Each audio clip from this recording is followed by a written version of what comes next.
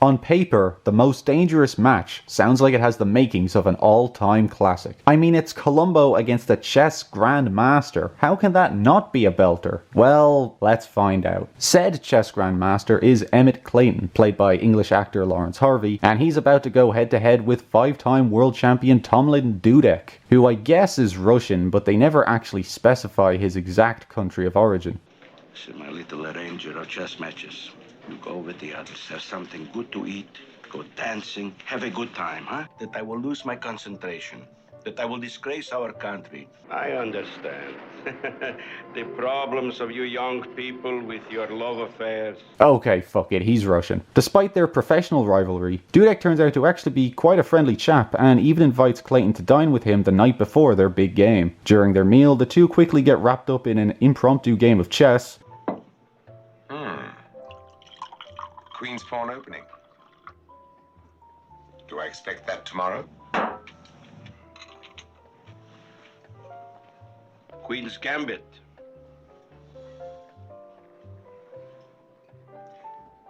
Decline. Which they later conclude in Clayton's hotel room, ending with a victory for Dudek.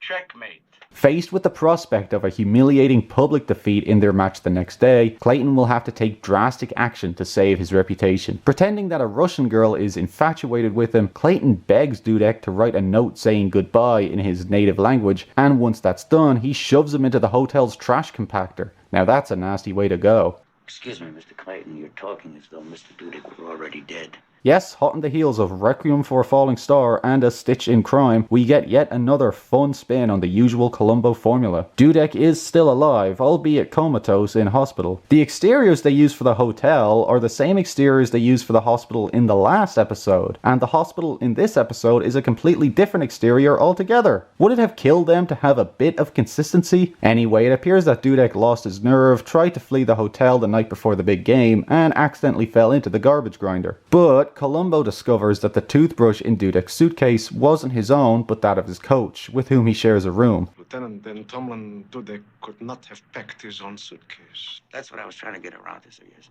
Then his accident was not an accident. I thought you'd like to know, sir, that I think that is a possibility, yes, sir.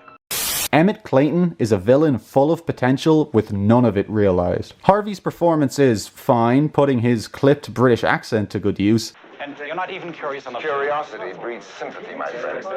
And sympathy is one emotion the champion cannot afford on the night before the match.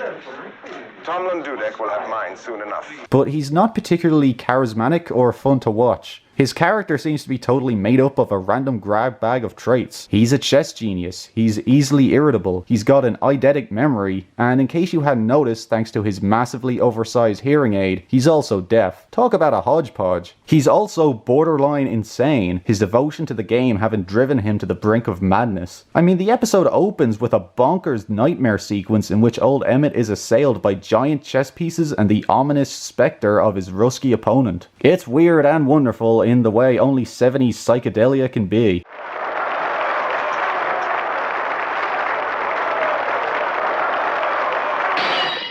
Unfortunately, many of these traits are woefully underdeveloped, especially his perfect memory, which is only brought up when it's needed to move the plot along. And I guess his motive makes enough sense, but I would have liked to know a bit more about why Clayton is so devoted to chess. For me, the character is just too enigmatic and the performance a bit too dry to really make an impression. Sadly, this was one of Lawrence Harvey's final roles as he died of stomach cancer only 9 months after Most Dangerous Match aired. He was just 45 years old. Harvey had a reputation as being particularly difficult to work with, and while this is just speculation on my part, I wonder if that had any effect on the episode's quality, as his chemistry with Falk never quite comes alive. Sir, you aren't to champion the Uri. I beg your pardon? Very first sentence you ever said to me, Lieutenant. Backwards. The supporting cast isn't up to much either. Dudek's coach and physician are alright, I suppose, but the weakest link in the chain by far is Clayton's ex-fiancée, Linda Robinson, who now works for Dudek for some reason. There's huge potential for further insight into Emmett's character here that we never get to see, and it's not like Linda serves really any other purpose, so what's the point of even including her? The most interesting thing I can say about her is that her actress, Heidi Brühl, once represented Germany in the Eurovision Song Contest. Marcel, Marcel, das geht mir viel zu schnell. And if that doesn't show you how desperate I am for anything to say about Miss Robinson, I don't know what will. The episode also fails to capitalize on the twist of Dudek still being alive. I never feel like Clayton is under any real pressure because of it. For the most part, it makes no difference to how the story progresses, so they may as well have just killed him off right away. Clayton does eventually manage to finish the old codger off by diddling the list of Dudek's medications so that he is given an overdose. Is he gone?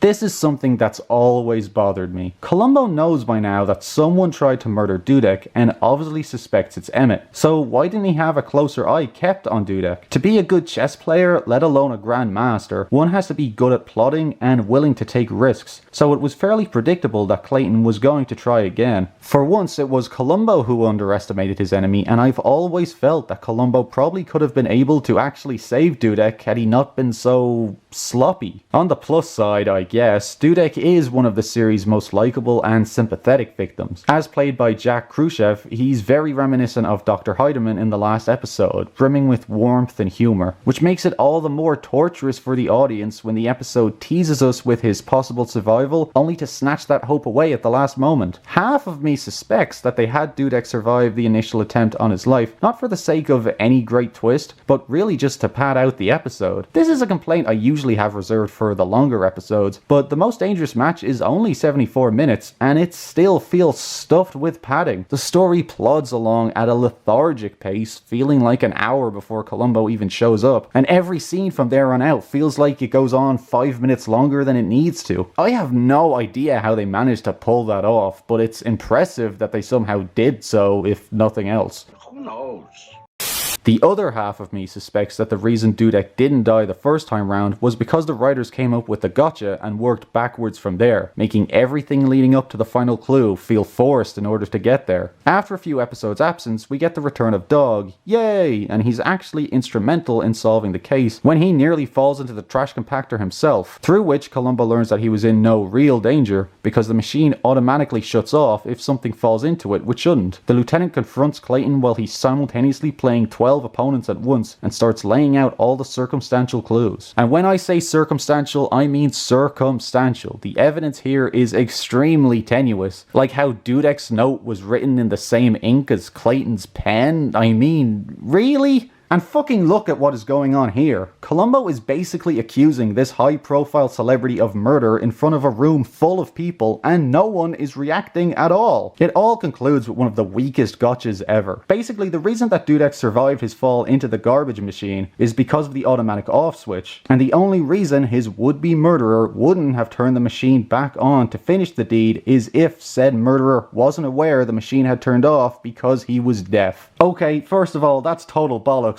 But secondly, there's a couple reasons why. For one, a machine that large would surely be giving off massive vibrations that anyone would notice suddenly stop. Yes, even the deaf. And also the machine not being turned back on doesn't prove that Dudek was pushed into it by a deaf man. If anything, it would back up the cover story that Dudek had accidentally fallen in while all alone. Even with the other clues, which are again mostly quite flimsy, I really don't think Columbo has proved anything at all with this one. The whole episode reeks of the writers having come up with the idea of a deaf killer being caught out thanks to their own disability and contrived the entire episode around it, then failed to even have it be satisfactory after all that. I mean, Columbo doesn't even end the episode by saying checkmate. What the hell? Surely you expected that. You know what the most dangerous match reminds me of? Short Fuse, an episode with a great premise utterly squandered by a meandering script, unconvincing clues, and cloudy characterization. They're even both directed by the same guy, Edward M. Abrams, who among other things was the editor on the best bad movie of all time, Van Damme's Street Fighter. Of course! Short Fuse, though, at least had a fun killer and a strong ending, but the most dangerous match, I'm sorry to say, just disappoints in pretty much all areas. It's an episode I really want to like, but I just don't. I can't. Well, turn that damn thing off! It's not only boring, it's frustrating because it truly could have been something great. At least the next episode was able to live up to its potential.